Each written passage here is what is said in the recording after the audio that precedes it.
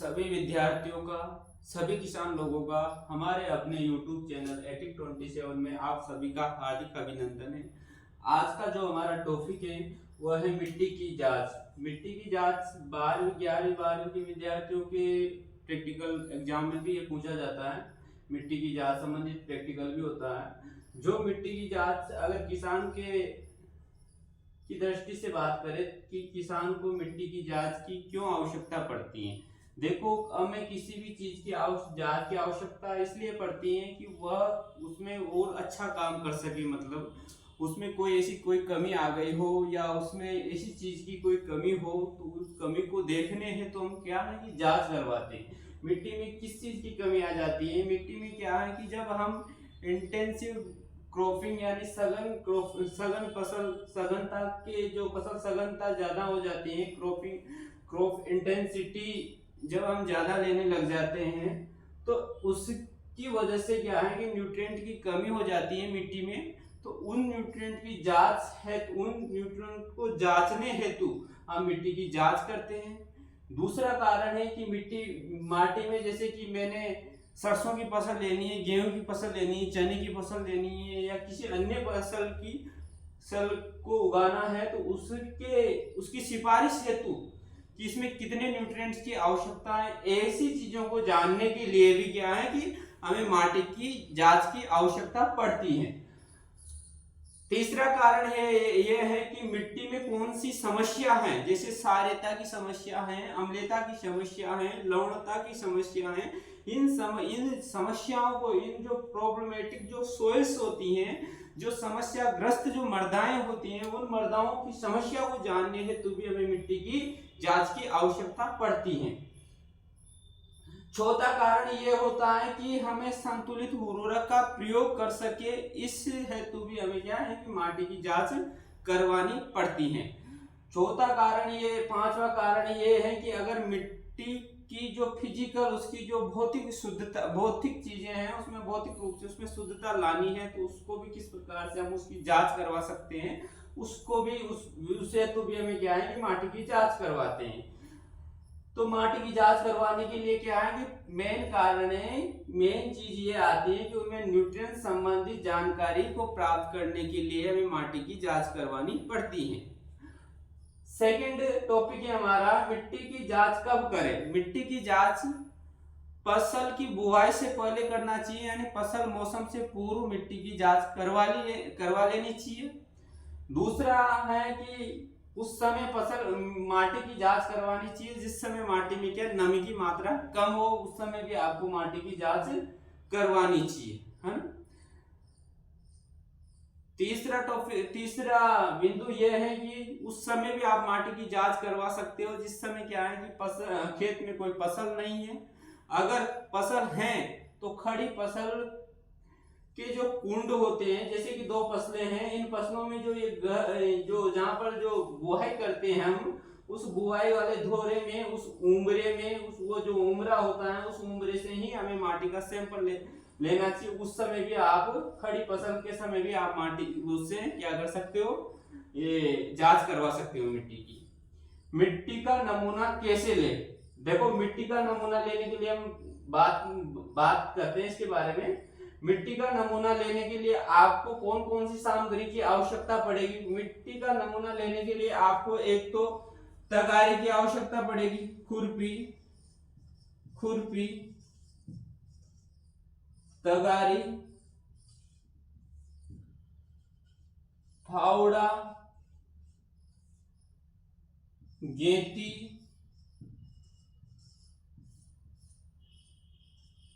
एक वर्मा आता है, वर्मा एक लकड़ी में बेज पाड़ने का जो औजार आता है उसे भी वर्मा कहते हैं। और जो माटी का जो सैंपल लेने का, जो नमूना लेने का जो औजार आता है उसे भी वर्मा कहते हैं। इंग्लिश में इसे ओगर के नाम से जानते हैं, ठीक है ना। विद्यार्थियों से पूछ लेते हैं, इसमें स्पोर्टिंग में भी रख देते हैं, इसमें जब प्रैक्टिकल होता है उस टाइम। तो इस प्रकार ये इन चीजों की एक जो ये सब चीजों की आवश्यकता पड़ती है सैंपल लेने के लिए। अब हमें मिट्टी की जांच करवानी है, तो मिट्टी का जांच करवानी है तो जो ये आवश्यक सामग्री ये तो रखनी है आपको साथ में। साथ में क्या रखना है कि मिट्टी का नमूना कैसे ले, मिट्टी का जैसे कि हमारा मिट्टी के नमूने लेने के वैज्ञानिक दृष्टि से आदर्श नमूना लेने की जो वैज्ञानिक विधि है, उस विधि के अनुसार दो प्रकार की विधियां प्रचलित हैं। एक तो रैंडम है और एक जिगजैग विधि है। एक तो रैंडम विधि है और एक जिगजैग विधि है। एक जिगजैग विधि है। जिगजैग विधि ऐसी होती है, एक ऐसी विधि है, एक ऐसी विधि, यूं गए फिर यूं गए फिर यूं गए फिर यूं गए, यानी एक खेत से 8 से 10 जगह से क्या लेना, सैंपल लेना, और रैंडम विधि हो गई। जिगजैग वो होती है कि यूं जाना फिर यूं आना, उस प्रकार से ये जिगजैग। दो प्रकार के मेथड हैं जिन विधियों के माध्यम से आप माटी से सैंपल ले खेत से सैंपल ले सकते हो, माटी का, मिट्टी का। तो इसी प्रकार से आपको देखो माटी खेत से किस प्रकार से सैंपल लेना चाहिए। जैसे कि खेत है, उस खेत में इस प्रकार से उसको डिवाइड कर देना चाहिए कि अगर खेत एक प्लेन है तो उसमें से 8 से 10 जगह से आपको माटी का नमूना लेना है। मिट्टी का जब नमूना ले तो उसमें इस प्रकार से आपको वी आकार का एक ये बनाना है। जैसे कि मैंने यहाँ से चला, मैं माटी लेने के लिए, मिट्टी लेने के लिए यहाँ पर गया, यहाँ पर इस प्रकार का एक मेरे को ये होल बनाना है वी आकार का। वी आकार, इसकी गहराई 6 इंच होनी चाहिए। 6 इंच मतलब हो गया ये 15 सेंटीमीटर के लगभग, 15 सेंटीमीटर होनी चाहिए। तो ये इस प्रकार से इसकी जो हम ये वर्टिकल इस प्रकार से हमें क्या लेनी, इसकी खड़ी काट लेनी, मर्दा प्रोफाइल, पूरी मर्दा प्रोफाइल इधर वाली, ये 2.5 सेंटीमीटर या 1 इंच तक लेनी है। ठीक है, 1 इंच तक लेनी है। इसी प्रकार से इधर से भी ऐसे ही लेनी है। ऐसे ही इस प्रकार के ही कुंड 6 इंच के कम से कम 1 हेक्टेयर खेत है, 5 बीघा खेत है, तो उस खेत में आपको 8 से 10 जगह से इस प्रकार से सैंपल लेने हैं। ठीक है, इस प्रकार से इस विधि के माध्यम से भी ले सकते हो, इस विधि के माध्यम से भी ले सकते हो, जिगजैग विधि से भी लेना है। ठीक है ना, ये इस प्रकार से आपको सैंपल ले लिया। जब आप इसकी गहराई रखे ना, तो ये गहराई जैसे ये तो क्या है कि साधारण है, तो कुछ इसमें आप इसको 9 इंच मतलब ये होगा 22 सेंटीमीटर ऐसे भी रखते हैं। ये गहराई किसके ऊपर डिपेंड करती है, कुंड की गहराई, कि आप कौन सी फसल ले रहे हो।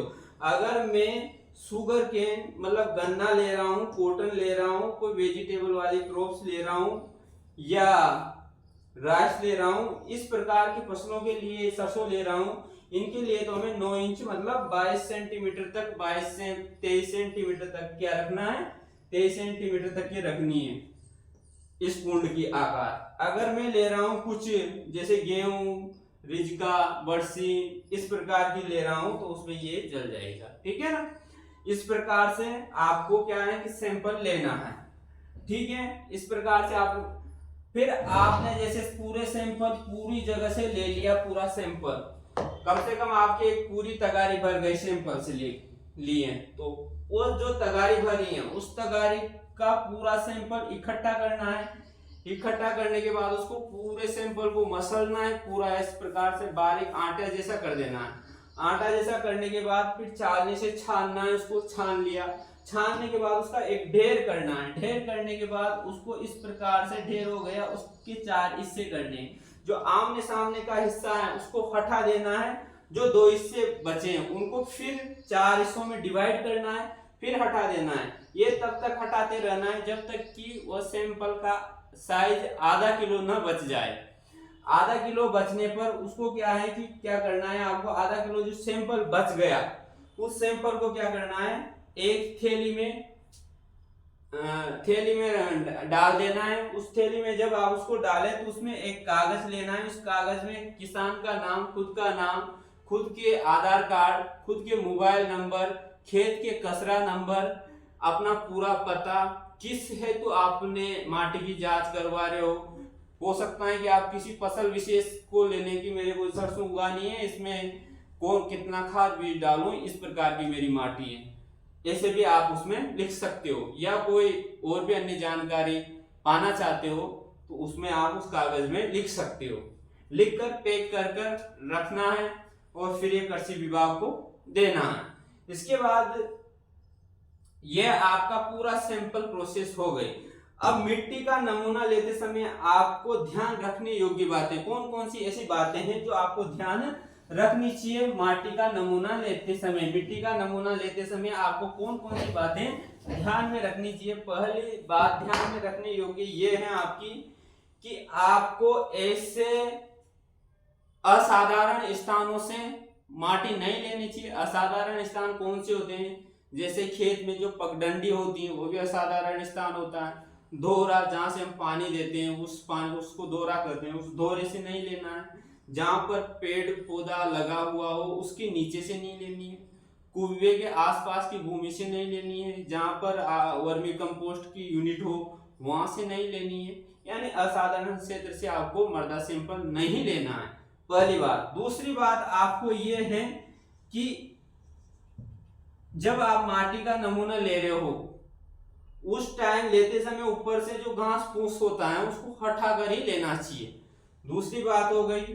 तीसरी बात यह है कि आप जब भी माटी का सैंपल ले तो उसमें जो कंकर पत्थर जितनी भी चीजें हैं उन सबको हटा देना चाहिए, ठीक है। चौथी बात हो गई। पांचवी बात में है कि माटी ऊसर प्रकार की माटी है तो उसमें जो हमने गहराई बताई है ना इस वी आकार की, उसकी गहराई बढ़ जाती है। उसकी गहराई हो जाती है कम से कम 30 से 60 मतलब 2 से 3 फीट तक की गहराई हो जाती है उस प्रकार की मृदा में, ठीक है ना। इस प्रकार से हमें माटी का सैंपल लेना चाहिए और कृषि विभाग को छुपा देना चाहिए। फिर वहां से आपका एक मृदा स्वास्थ्य कार्ड बनता है। वो मृदा स्वास्थ्य कार्ड की सबसे बड़ी विशेषता ये होती है कि उसमें आपके खेत में कौन से पोषक तत्वों की कमी है ताकि आप उस पोषक तत्वों की मात्रा ज्यादा डालें, और कौन से पोषक तत्वों की मात्रा अधिकता है ताकि उसकी मात्रा कम डालें। ऐसा डालने से क्या है कि आपकी उत्पादकता में बढ़ोतरी होगी। पहला फायदा आपको मृदा स्वास्थ्य कार्ड बनेगा, उससे ये सॉइल हेल्थ कार्ड से आपको क्या फायदा मिलेगा। सॉइल हेल्थ कार्ड के कौन कौन से बेनिफिट हैं। पहला तो प्रोडक्टिविटी बढ़ेगी।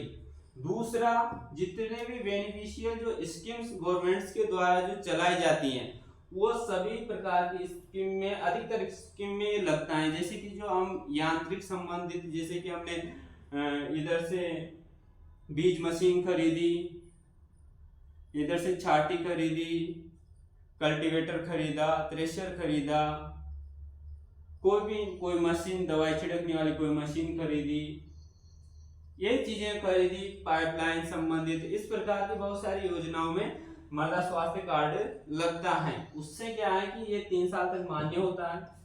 इससे ये जितने भी जो स्कीम में चलती हैं गवर्नमेंट की उसमें भी ये मान्य होता है, वहां पर भी आपके लिए काम आता है।